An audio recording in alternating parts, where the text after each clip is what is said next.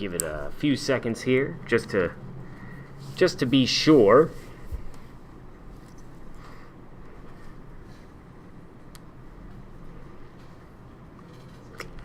Okay, so we're at about, according to the program I'm using, about 20 seconds into the video, so hopefully that's enough for YouTube to have begun actually streaming this. And this is simply a clarification about the pitch project, because there were quite a few people who had questions, and understandably so. Okay, I just confirmed that it is indeed live streaming. Let me just call up the project. All right then.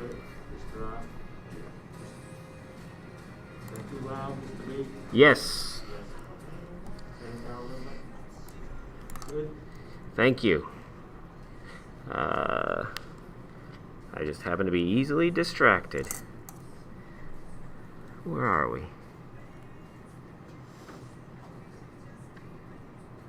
Okay. Well, I'm glad I went here, because yours is still showing up as being due on Friday. It is not. So this is for a period. And I successfully messed that up.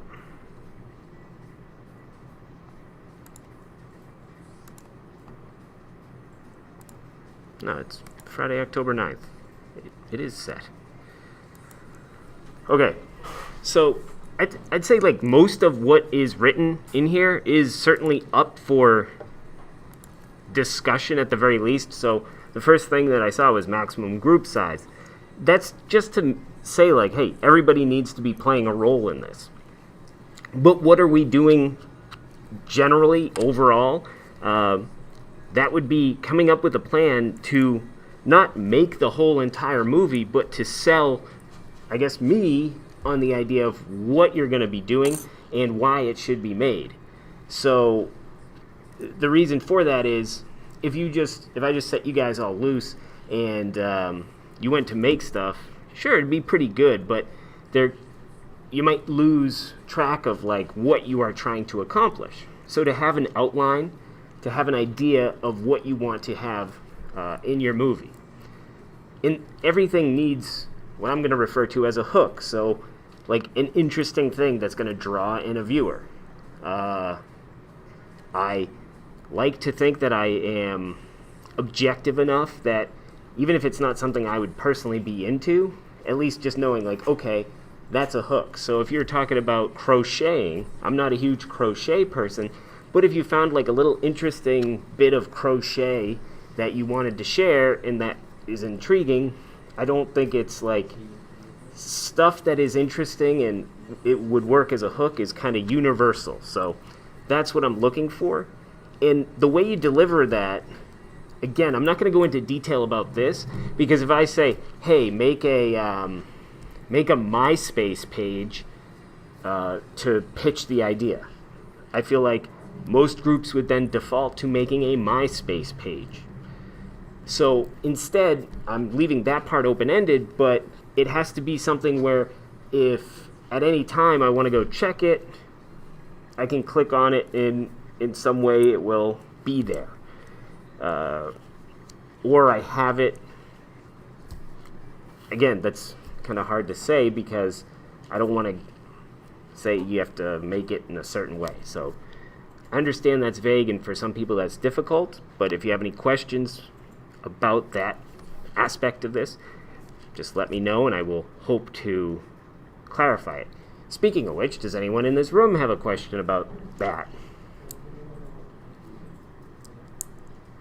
Wow. I asked them to have questions and no one has a question. I can hear the call of the wild.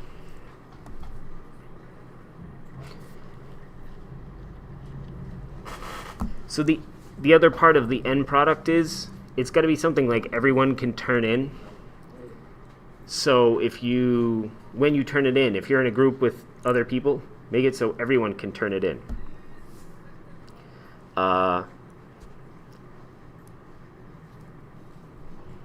in approaching this from the standpoint of, like, obviously I want to hear your story, and like that's why we're doing the assignments I've now posted for this week, because like the story aspect of the movie is very important and what I'm really looking for above everything else. But if you, in your attempt to pitch this idea, come up with a really awesome idea and it's very innovative and clever, and it just nothing works, as long as you can show that you've been working on this, that's perfectly fine. Like, I don't know how many times, whenever anyone's trying to innovate something new and not just doing the same old, stuff goes wrong all the time. So to not take that into account is kind of foolish. But at the same time, this is my 10th year teaching, so I've worked with teenagers long enough to see, oh, there's a loophole here. I'll just say I was working really diligently on this thing, and then Mr. Bart will have to give me credit. So to kind of close that loophole, just have some evidence that you have been working on it. The example I would use is, like, I'm not a script person. Like, I don't sit at home and make scripts, but if I have an idea, I generally start out with a Google document, and I can add stuff to it,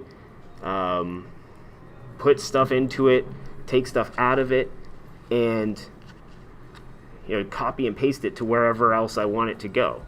So then I could, like, somebody asked me, hey, how long have you been working on this thing? I could open up my Google document and go File, Version History, and you'll see all the changes that I've made throughout whatever the time period is.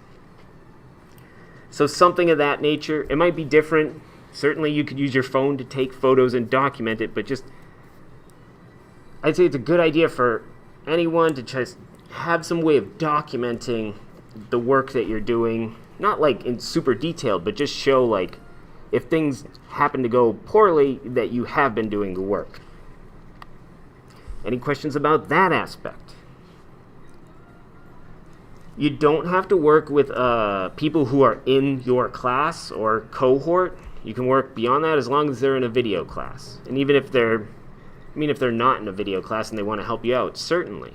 But don't have that person outside of the class do all the work for you. The idea is that you would be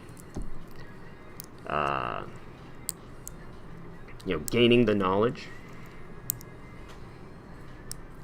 Any questions?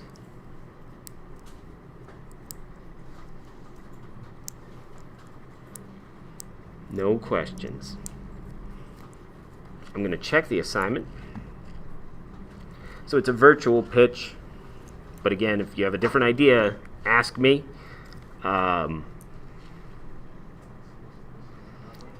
Don't be boring. I should have led with that. Believe it or not, I don't like being bored. So if it's a bunch of text on the screen, I'm going to be bored. Because I find that to be boring. Like, if I wanted to read a book or read an essay, I would say, hey, make an essay, but I don't want to do that. And I think that writing an essay and learning to write is a very important skill, but I don't think, if you're trying to convince somebody of something, writing an essay is really the most effective way in the year 2020. For better or worse, that's reality.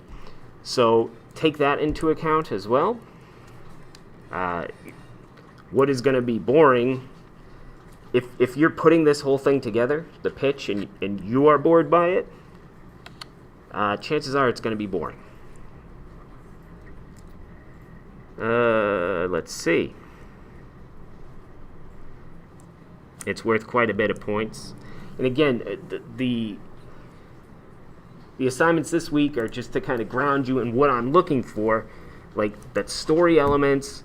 You have the conflict. There's a protagonist, antagonist. Certainly you can deviate a bit from those and adapt it to be more interesting, but you follow that 3-act structure, beginning, middle, and end. And the assignments this week would help to kind of show how that is laid out, and it has been through every story we've ever seen. So I think I've covered everything, but questions? I just have a question. Yes, So thank is you. it does that have to be like a movie or it could be like a documentary, like type of a film? Very good question. So, does it have to be a movie or can it be a documentary or anything else?